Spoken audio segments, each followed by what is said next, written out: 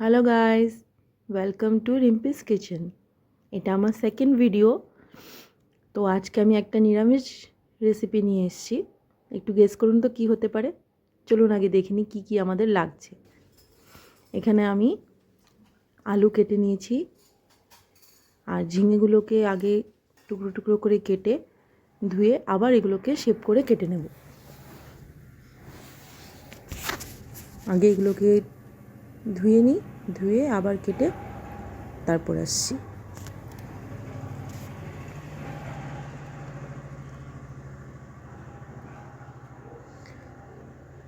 এখানে আমার লাগছে ঝিঙে, আলু, টমেটো, পেঁয়াজ কুচি, লঙ্কা কুচি, এগুলো সবই লাগবে। সব আমি রেডি করে নিয়েছি।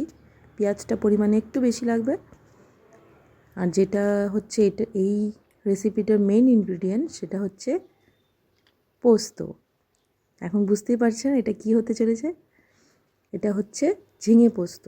পোস্তটাকে আমি 2 ঘন্টা আগে ভিজিয়ে রেখেছিলাম। এই লঙ্কাটা আমি হাফ পরিমাণে দিয়ে দিলাম। এই লঙ্কাটা খুব ঝাল হয়, যার জন্য হাফ পরিমাণে পোস্তটার সাথে বেটে নেব। এখন কড়াইটা গরম হয়ে গেছে, এটাতে তেল দিলাম। এখন অল্প পরিমাণে নুন আর একটু হলুদ গুঁড়ো দিয়ে তেলটাতে মধ্যে গরম হতে দেব। এখন একে একে ফোড়ন দেব, আলুগুলো ছেড়ে দেব। ফোড়ন দেব ওটাতে জিরে, সেটা আপনারা জিরেও দিতে পারেন, কালো জিরেও দিতে পারেন। তা আমি জিরে ফোড়ন দিলাম। এখন আলুগুলোকে একটু ভেজে নেব। ওই যে আগে নুন আর হলুদটা দিয়ে নিলাম না, কিসের জন্য বলুন তো?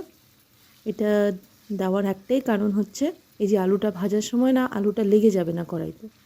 এমনিতেও আমার এই কড়াইটাতে লাগে না, কিন্তু তাও একটু হলুদ আর একটু লবণ দিয়ে নিই।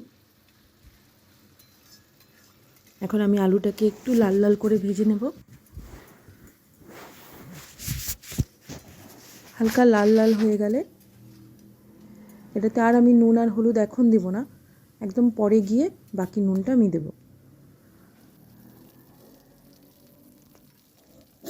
এখন এখানে পেঁয়াজ, লঙ্কা এগুলো দিয়ে একটু ভাজা ভাজা করব। এখনও এটাতে নুন দেব না, পেঁয়াজটা একটু ভাজা হয়ে যাক। নুনটা দিলে পেঁয়াজটা নরম হয়ে যাবে, ভাজা হবে না ভালো করে। যার জন্য পেঁয়াজটাকে আমি এমনিই ভাজা করব। সেই যে আগে তেলের মধ্যে নুন দেওয়া হয়েছে ওই নুনটাই থাকলো। এখন আমি পেঁয়াজ আর আলুটাকে একটু ভাজা ভাজা করব।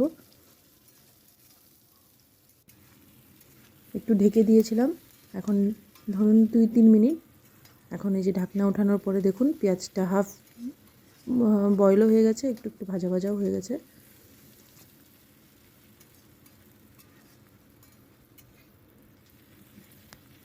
এখন এই ভাজাটা হতে থাক।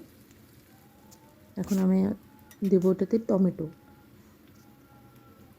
টমেটো কুচিটা দিয়ে কিছুটা পরিমাণ নুন দেব, যাতে টমেটোটা গলে যায়। সাথে পেঁয়াজটাও একটু গলে যাবে, আলুটাও একটু বয়েল হবে, সবটাই একটু বয়েল হয়ে একটু মাখো মাখো হবে।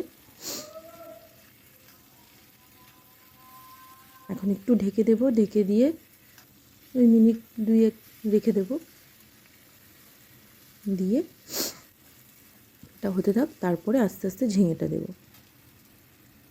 এখন একটু ঢাকনা দিয়ে দেব, দিয়ে রেখে দেব।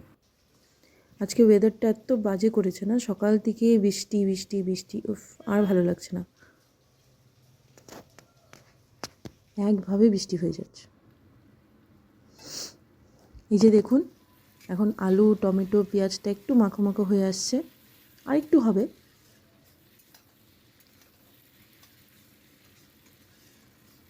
এখনও কিন্তু আমি নুনটা পুরো পরিমাণ মতো দিইনি, অল্প পরিমাণে দিয়েছি, জাস্ট শুধু এগুলো বয়েল হওয়ার জন্য।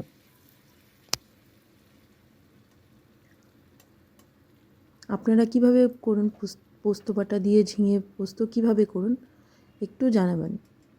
সবার তো এক এক পদ্ধতিতেই হয়। এখন দিয়ে দিলাম ঝিঙে। এখন আমি পরিমাণ মতো নুন আর হলুদ গুঁড়োটাও দিয়ে দেব, কেননা নুনটা দেওয়ার জন্য না ঝিঙেটার থেকে জল ছেড়ে দেব। তো সেই জায়গায় যদি একসাথে আমি নুন আর হলুদ একসাথে দিই, তাহলে হলুদটার জন্য জলটা খুব একটা পরিমাণে ছাড়বে না। ঝিঙেগুলো গোটা গোটা থাকবে, মানে একদম গলে যাবে না। একদম গলে গেলে সেটা ভালো লাগে না খেতে।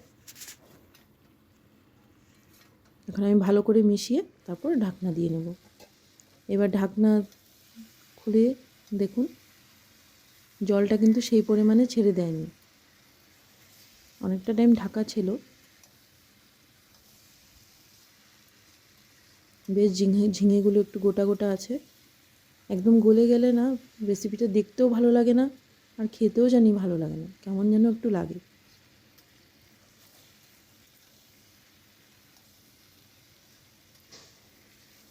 তা এখন আরেকটু ঢাকা দিয়ে রাখবো।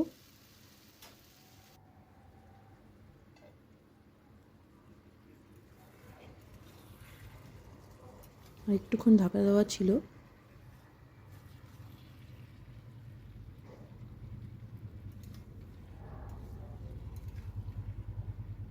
এখন মোটামুটি ঝিঙে আলু দুটোই ভালোভাবেই বয়েল হয়ে গেছে। আলুটা তো হাফ পরিমাণে বয়েল আগেই হয়ে গেছিলো। এখন আলু ঝিঙে সবটাই ভালোই বয়েল হয়ে গেছে। আর একটুক্ষণ দেখি।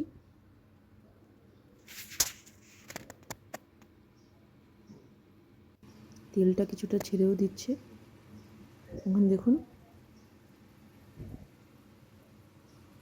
ঠিক এই পরিমাণ পর্যায়ে যখন দেখব যে আলু ঝিঙে একদম মাখো মাখো ভাব হয়ে গেছে, তখন আমি পোস্ত বাটাটা দিয়ে দেবো।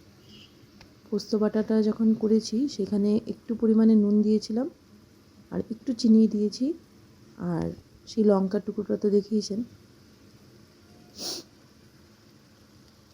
সবটা দিয়ে একটু জলের পরিমাণ দিয়ে আমি বেটে নিয়েছি। এখন আমি পোস্ত বাটাটা অ্যাড করব। তার আগে দেখুন কি সুন্দর মাখো মাখো হয়ে গেছে। দুটোই ভালোভাবে বয়েল হয়ে গেছে কিন্তু, আলু ঝিঙে দুটোই। এখন আমি পোস্ত বাটাটা দিয়ে ভালো করে মিশিয়ে নেব।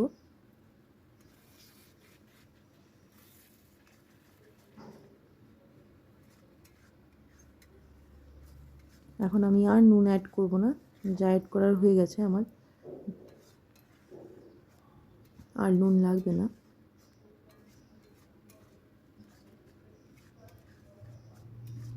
আর আমি এটাতে আর জলও অ্যাড করব না। এখন একবার ঢাকা দিয়ে রাখবো মিনিট 2-1-এর জন্য। তারপরে এমনিতে একটু জল ছাড়বে, সেই জলটা শুকিয়ে গেলেই আমার পোস্ত রেডি।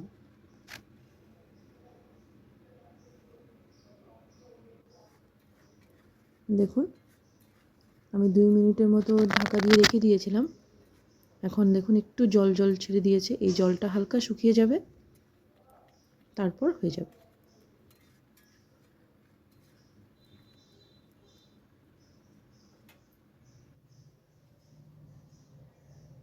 দেখুন আজকে ওয়েদারটা কেমন।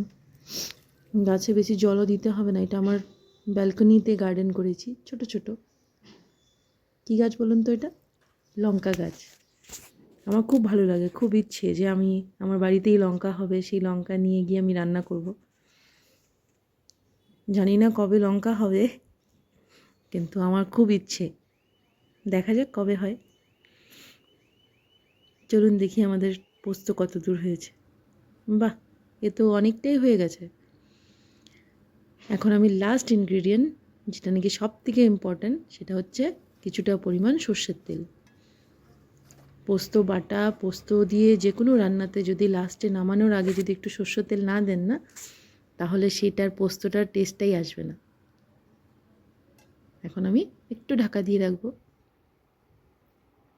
দেখুন আমার ঝিঙে পোস্ত রেডি।